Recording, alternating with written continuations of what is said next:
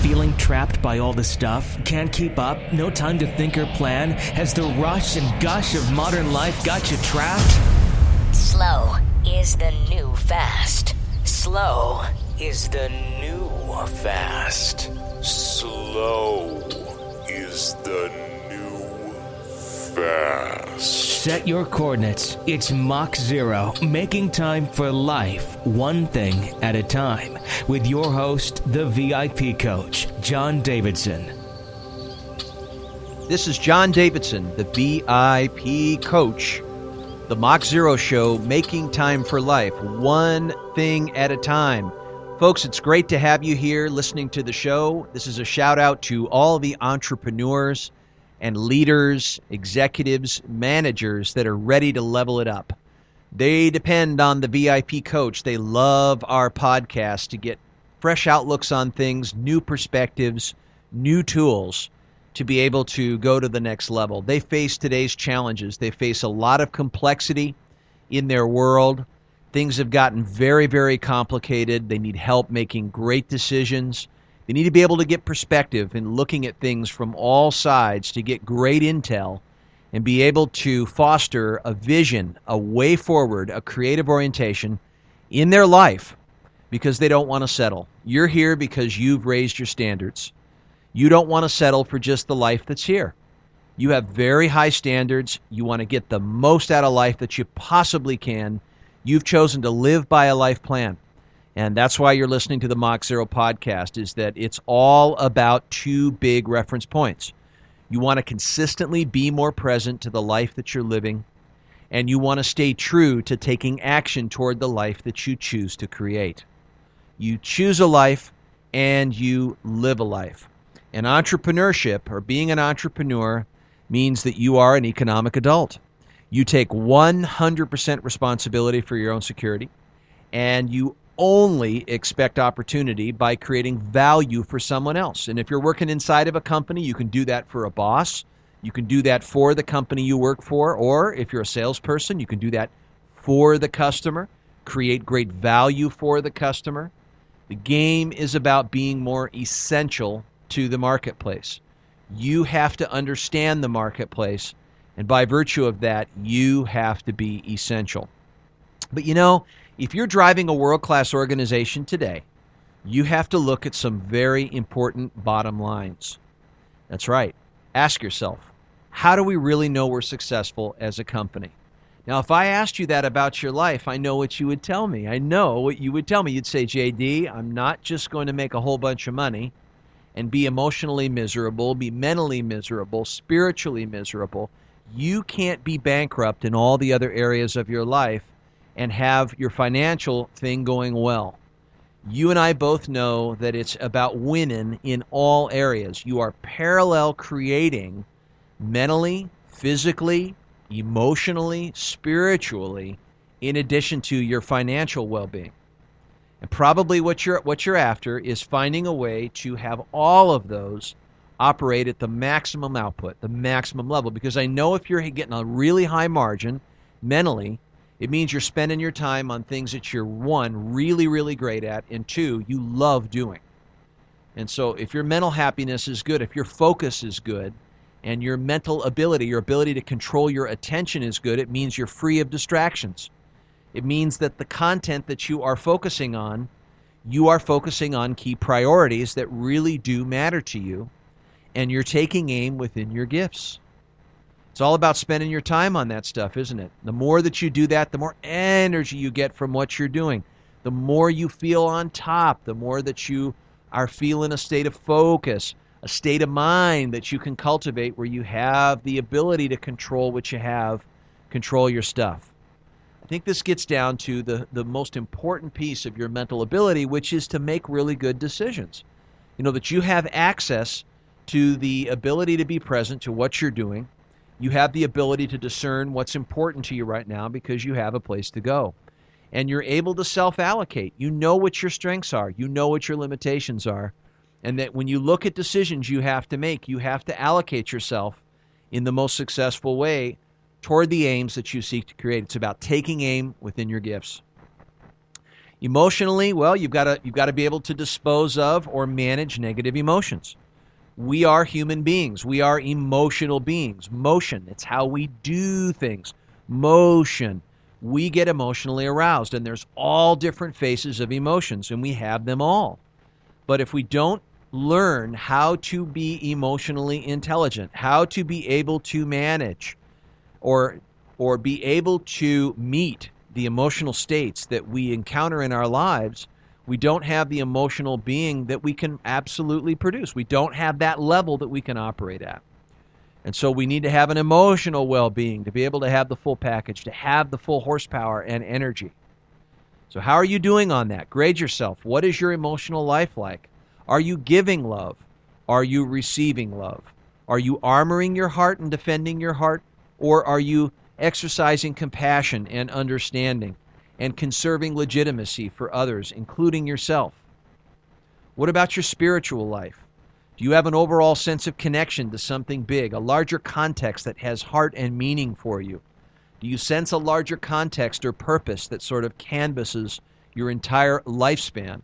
Do you have a real sense of what you're in service to? Are you living true to your most fundamental values and aspirations? Are you guided by the question, what matters to me most? And are you integrating your choices on behalf of and organizing your life around what really matters to you? Because when you do, you're involved with life. You feel true to yourself. You're able to stay true to your authentic spirit. You're able to stay true to where not all the rules need to apply, but you apply your actions and your decisions to your own terms, to what you want to create. It's not all about you either. A lot of the urges you have are very noble. They're very generous. It's about making a difference, right? It's about finding what the world needs and applying what you can do and your capabilities and skills to be able to solve those needs or be able to fulfill those needs. It's about making an impact. And it's about making an impact that really does matter to you. That's where you get energized. That's a law of spiritual economics. Energy equals that which makes a difference times what matters. So with that being said, what do you do with your physical life? You know, if you're flat on your back and you have $2 million in the bank, you can't enjoy it. So physically, how would you grade yourself physically? That means how you're sleeping, how you're eating, and your physical mobility, your physical exercise. You're not getting any younger. Are you consciously aging? Are you aging according to what you know your body needs? You're losing a certain amount of muscle mass every year. What are you doing to compensate for it? So much rides on your ability to get a good night's sleep. How is your quality of sleep? How's your quantity of sleep? Are you going to bed at the same time every night? Are you getting a good night's sleep? No. Are you watching TV before you go to bed? Are you distracting yourself? How is your nutrition? What are you putting in your body? What are you feeding your body to sustain itself and to increase its energy? So you begin to realize that your personal energy is dependent on this mental, emotional, physical, spiritual quotient. And so you can take stock and look at how you're really doing. And of course, the fiscal piece. You've got the financial piece, such that you're able to save the money from what you earn, and you're able to earn the kind of money that buys you a great lifestyle and buys you a retirement. So it really gets down to those four real fundamental things that I've talked about in this show: time, money, relationships, and purpose. If you think about the future, you probably could define your future self based on those four qualities. Where are you spending your time at work? Where are you spending your time outside work? Who are you spending your time with outside work? Who are you cherishing? And who are you spending time with at work? You choose. Right? What are your earnings? How much are you earning? Why do you need to earn that much? Do you have a life plan that is in alignment with what you earn? Are you paying your life plan? Time is, really time, all time is it's born out of money. I've said this before, that money buys time. If you want to look at how wealthy you are, just look at how much time you can take off without working. How much passive income do you have coming in versus active income? When in your lifetime do you want that passive income to equal that active income? That's financial independence. How much horizontal money do you have coming in? In other words, you don't have to make an effort and work for that money, but that money works for you. And so these are some very important questions to think about in terms of how you look toward the future. You know, your mental, your emotional, spiritual, your physical well-being has a lot to do with your sustenance, living in the life that you have and living your life fully and being able to enjoy things and being able to appreciate the things that you have by having your physical senses and having access to taste and smell and being able to participate physically in the moments that you're in and being able to love and cultivate that love and being able to give and offer people generosity and financially being able to offer the generosity that you want, the charity and the contributions that you want to create. So I invite you to step back for a moment. If you need to turn this off, you can do it. Just take a couple of minutes of reflection to ask yourself, what is the future that you want to create? And write that down. Write down time and write down finances and money and write down relationships, inside business, outside business, and write down your most important aspirations, the values that you truly aspire to create, what really matters to you. You can consider this. This isn't the hard part. This is just generating ideas. It's a fairy tale. You choose, right? This is not according to the current situation you have. This is not about solving the problems or eliminating the current reality that you have either. Creating is not situational. This is about, it's about composing a certain love that's very generative from which you seek to bring into being the desired outcomes that you want to create. Creating always starts with love. It starts with loving the creation before the creation is brought into reality. And so as you think about your future life, you're contemplating or considering by reflection the future self that you want to create. It's like communing with the future you, who's summoning the current you, the second part of you, toward it. You're communing, you're assembling a communication system between those two. You're anchoring the current self to a future self. Probably the most powerful weapon you have for creating change is your future self. And you can connect to that self at all times by listening very carefully to the current reality that you have. But see, when you set an intention toward the time, money, relationships, and purpose, in some way you alert yourself, you place that at the center of your awareness, and you bring that to the center of your attention. It sits in your awareness span. And it's so funny, you know, suddenly you'll be looking at something, or you'll notice something around you in some moment, and you're suddenly estranged. It's like, whoa, wow, that's just perfect. What happened? You have one of those synchronicities where the thing you're intending, the thing that you're asking for, the meaningful leap you're taking into the uncertainty, you don't know if you can create it. You create separate from what you know. But you bring that into the awareness of the present moment, and suddenly there's a certain cooperation that what you are being delivered or what's knocking on your door is somehow correlating with what you are staying true in your intentions. I don't know how it works. It's like a light switch. Just turn it on. If you don't use it, you're missing out. Set an intention. Set an intention. So this is about really composing your most generative motivation. You conceive of the future you want to create. You don't discover it. You'll learn as you go along. There'll be nuances and there'll be epiphanies that you'll get, all within the pursuit of what you want to create. But you have an underlying track. A track means you have something to learn on behalf of. Creating is learning. You're learning to create the results you seek to create by every moment. The current reality becomes an acquired taste. It is an ally that you learn from.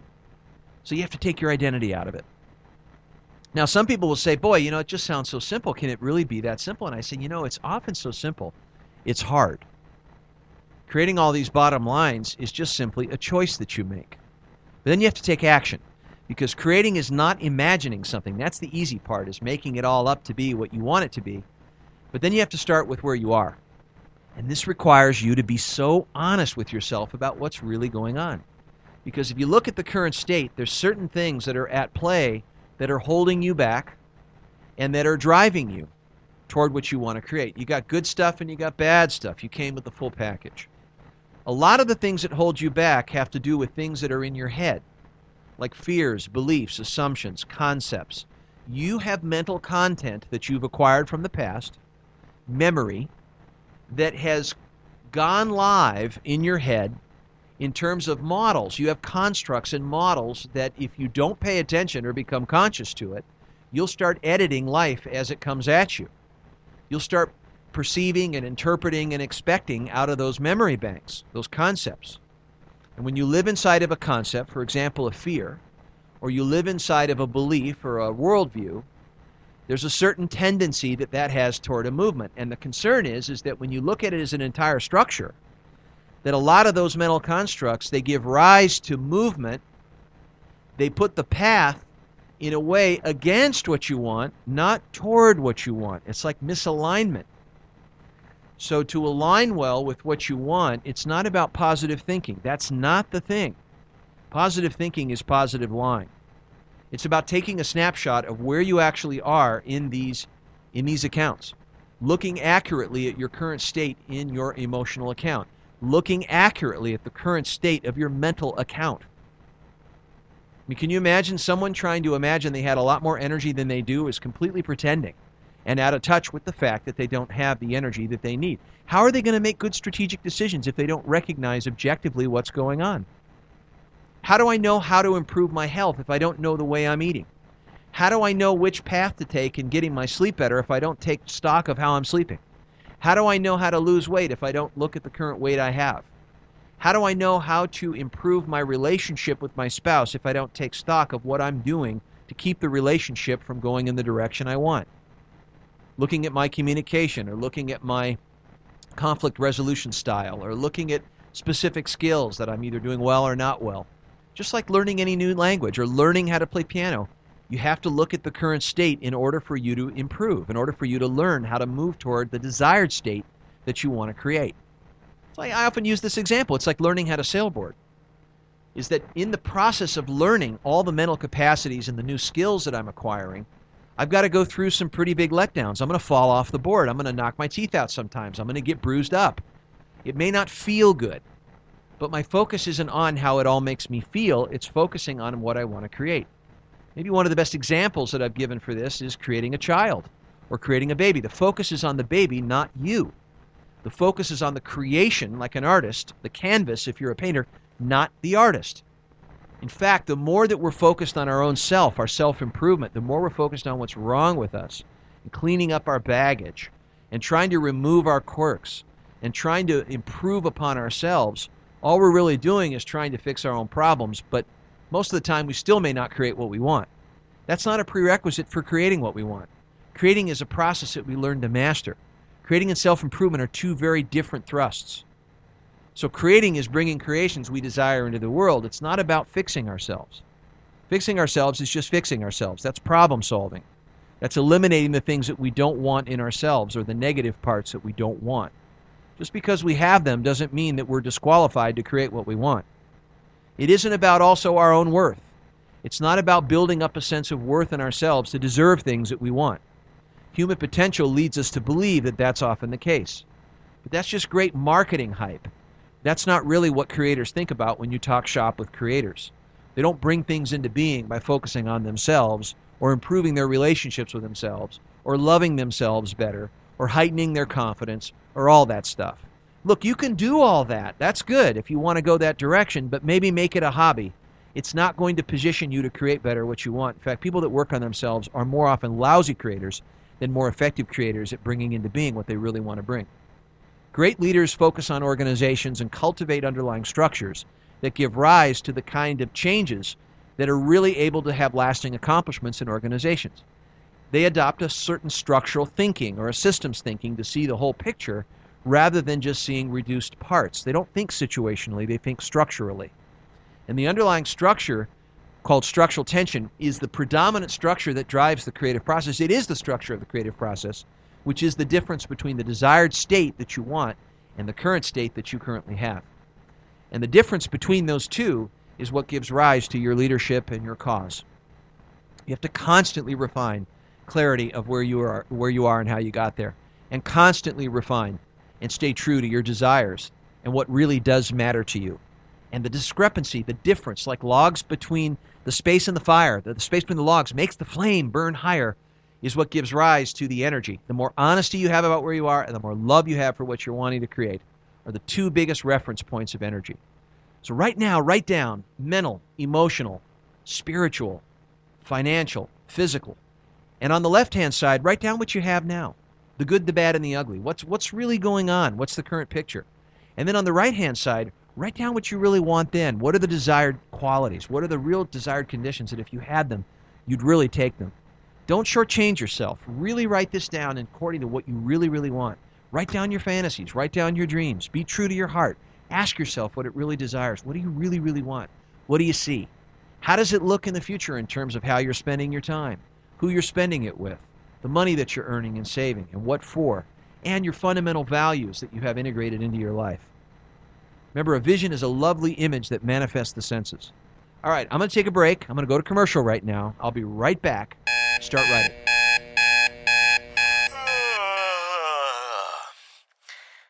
It's Monday morning. I'm drained. You've got mail. Look at this. It's the Monday Advantage video. Yeah! Now I can get past the distractions and implement something new. The Monday Advantage. It's that easy. Just subscribe free for a limited time at highlevelperformance.com. Every Monday, launch the week with fresh tools, giving you the right state of mind, focus, and confidence. See what becoming a gifted boss and serial creator is all about. Subscribe today at highlevelperformance.com. That's highlevelperformance.com. And start enjoying your Monday Advantage today. Grow your business and grow as a human being with these captivating books authored by the VIP coach himself, John Davidson. The Day I Built My Barbecue is about creative freedom. Learn how you can not only live well, but also grow a thriving business at the same time. John shows you his step-by-step technique with the principles, strategies, and steps to move from a business operator to a business owner. The day you build your barbecue is the day we all wish for. Totally free of distractions, totally available to living well, fully present. Then don't miss Unstoppable You. It's about creative value. When we do what we love and love what we do, we discover ways to make our business more fun and monetize our passions. Through stories, tools, and steps, this book will help you bring something to the world that no one else can and bridge your most unique talents to the deepest aspirations you have of the future. And stand in the presence of all you are. It's about creative purpose. What does it mean to live on purpose? How do we work with the mystery that life presents us at every moment? In this book, John shows us through the silent spaces in life how to connect with our innermost sacred projects and passages. You'll learn how to bring the work, language, and presence of the soul into everything you do. Visit highlevelperformance.com to pick up any of these books in paperback or Kindle editions today. That's highlevelperformance.com. Having a life where you have the creative freedom to do what you love and to offer the world something that only you can bring to the table.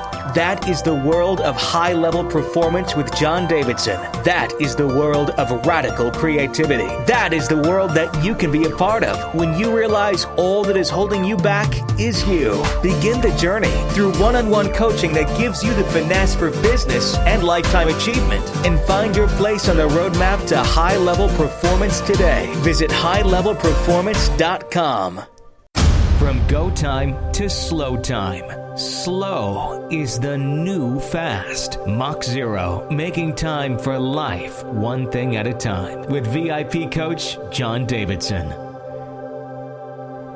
All right, this is JD. You're listening to the VIP coach, Mach 0, making time for life, one thing at a time. And I hope you're getting that reflection by considering the future that matters to you. It's all about fundamentally choosing to be the predominant creative force in your life. Why would you choose to live your life spirit, putting it into a compromise? You have a choice. And that fundamental choice is not about rights. Rights have no meaning. It's not about entitlements. It's just a choice. A choice has to do with a selection. It means that you select a direction. You choose to create on your terms, not on the rules that apply, not on what other people expect, not on winning other people's approval, not on removing your unwanted circumstances, not on trying to be an ideal that you think you're not on trying to impress anybody, not on trying to prove to your parents that you're more than they thought you were. None of that. The predominant creative force is born out of love, generative love, not the receptive kind. It starts by considering what really matters to you in a way that really gets your heart going and gets you excited. When Kennedy said, let's put a man on the moon, it wasn't realistic, it wasn't practical, it was a choice. He knew that there were limitations. He didn't choose what was realistic and attainable. He set an impractical and impossible goal. Look what happened. Automatically, the team started to coagulate in a way around sharing an understanding of where the current mission capabilities were and where they weren't. They were able to assess their true potential, not with overconfidence, but by having a discerning clarity and eye for accurate perception of what was really going on. They were aware of the way that they saw, in addition to seeing what was really going on. Being aware to the way you see means you see what you perceive, you don't perceive what you see. You see what you perceive. We all have automatic judgment. We all have mental models and views through which we filter what's going on. But in order for the creative process to become fully loaded, to become fully capable, in order to establish the tension that I'm talking about between the current state and the desired state, it requires the capacity to refine constantly your keen awareness of what's really going on. That means awareness of yourself, awareness objectively of what it is, the second person orientation. Maybe if you're co-creating with other team people or co-creating for a customer, or you're creating value for a customer, it's about third person understanding, really getting a vantage point from other people's eyes that are participating in the system in which you're leading a change. Maybe as a leader, it is about understanding at the very grassroots level what's going on in the front lines of your organization. Maybe it is about looking accurately and objectively at what really is going on. What does that take? Well, you have to let go. First, you have to let go of your voice of judgment. What does that mean? That means to keep in check your habitual ways of looking at things. You have to be able to spot and catch your mental models when they go live. Because every time you have a model, it causes some sort of emotion, and that motion gives rise to a behavior or an action, and that gives rise to some kind of end result or consequence. And most often that consequence is not aligned with the consequence you want. It inadvertently is what you don't want. But sometimes it's important to reflect on how our thinking, our past thinking, and our habitual thinking is an active agent on limiting our opportunities. And being aware of that doesn't mean that we're trying to reprogram our thoughts or to think positive things or to change all that. No, but it does mean that you register how it works. So you can't change the current pattern in which it's producing, but you can enter into new patterns and structures that drive the path toward the things that you really want. Hence, that's the creative process. And by virtue of understanding how you actually think, you're observing that as an object.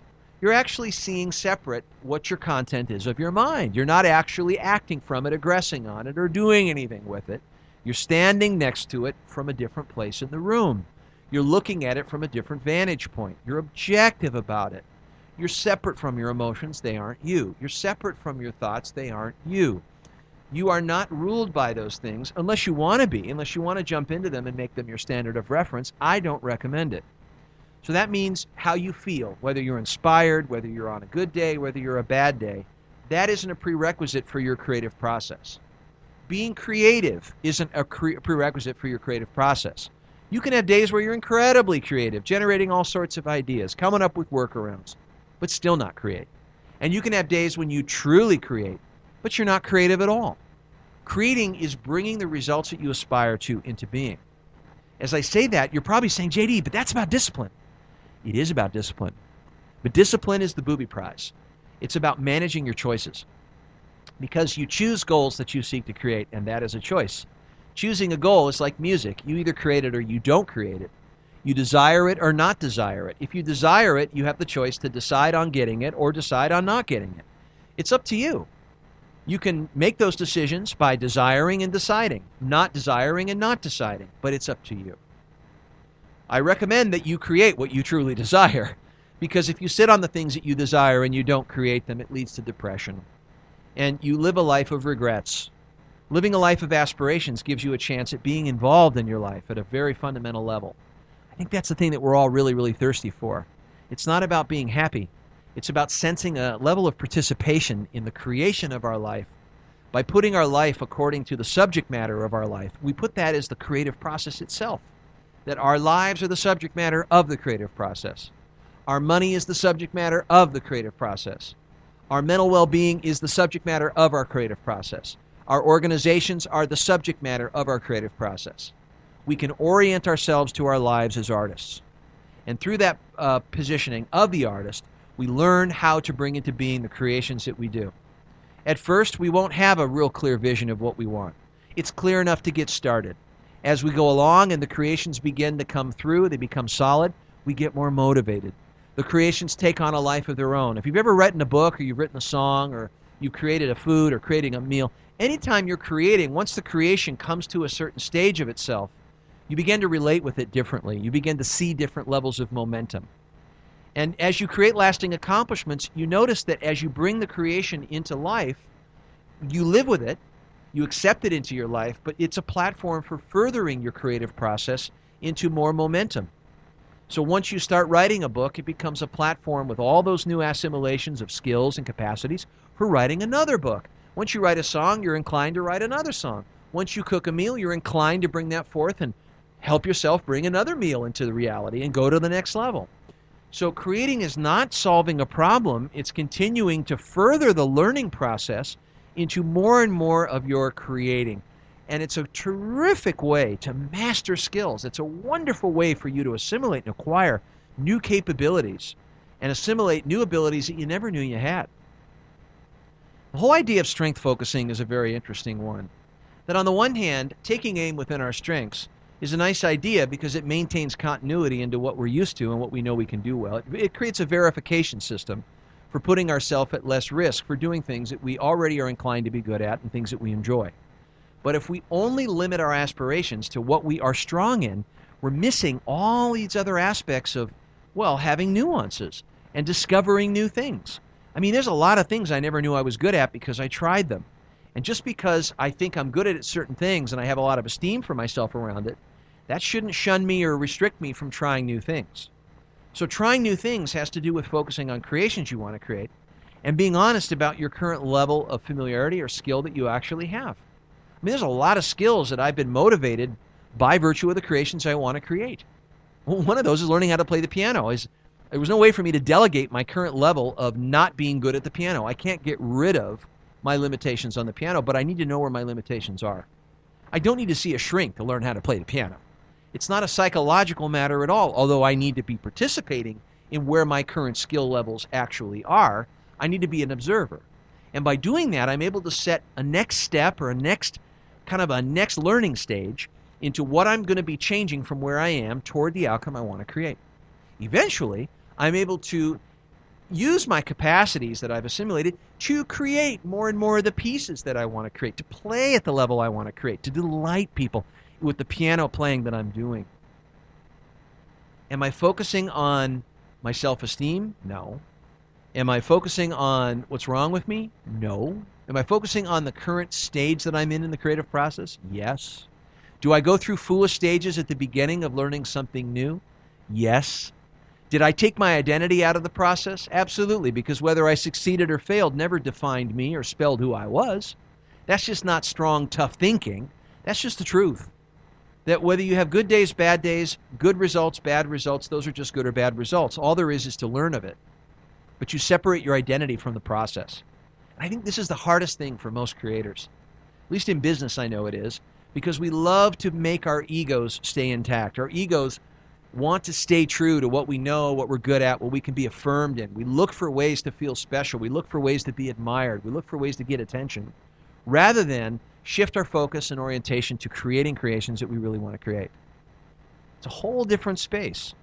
So rather than trying to affirm our existence or affirm our importance or look for ways to manipulate people's thinking about us, it's not about that. We orient ourselves to the current stage of the creations that we aspire to eventually bring into the world. And I invite you to wholeheartedly go into that process, because I got to tell you, there's nothing better that combines your emotional, spiritual, and your mental capacities all together than the creative process. You have to use them all. You have to use your head, your heart, and your hand in that process naturally. It's true. You have to use your open mind to be able to see and witness the current state. You have to use your heart to continue to stay connected to what you really want to create. and continue to understand with empathy and compassion what's really going on. Didn't Martin Luther King do that when he had to understand the real vantage points of his audience, his oppressors? He had to look outside of his own needs, his own sense of safety, to be able to understand the real current reality that things were in. I think that was part of how he endured and stayed diligent to his cause. Why he inspired all of us was he was able to remain with a sense of composure, a sense of self-reliance during those moments of real difficulty, but being able to just observe them. And then spiritually, this has to do with our life spirit, what we really care about, and kind of a broader context of our life, what really brings us into touch with what we really truly aspire to create, how we intend to serve, how we hear the life emerging around us and from within us, and how we connect with those larger senses of knowing. That's all composed in the creative process. So when his constituents and his competitors asked Mozart, where did you get your pieces? Where did you originate your music? He responded with, I listened. You're listening to the Mach Zero Show. This is JD. One thing at a time. In other words, you got to slow down. Don't try to do it all. It's about the domino effect. Focus on creating what matters to you. I hope you enjoyed the show today. If you'd like more help implementing the concepts and strategies and tactics that I talk about in this show, please go online to highlevelperformance.com and visit the VIP Coach Program. We have a world-class coaching program that helps leaders create the kind of organizations that apply these principles. Creative organizations that are aspired to create outcomes that they want to create. They also lead aspiring personal lives, and they practice personal mastery to continue to refine their ability to bring into being the results that really matter to them. I look forward to connecting with you at some point and helping you bring your dreams into life. Thank you very much. Bye for now. For more tools, go to highlevelperformance.com. Better business, better life. Fast growth, keeping things simple. Or visit us on Facebook. Mach Zero, making time for life, one thing at a time. Set boundaries, focus your attention, and maintain a positive state of mind. Hire a VIP coach to help you. Call 714-912-9261.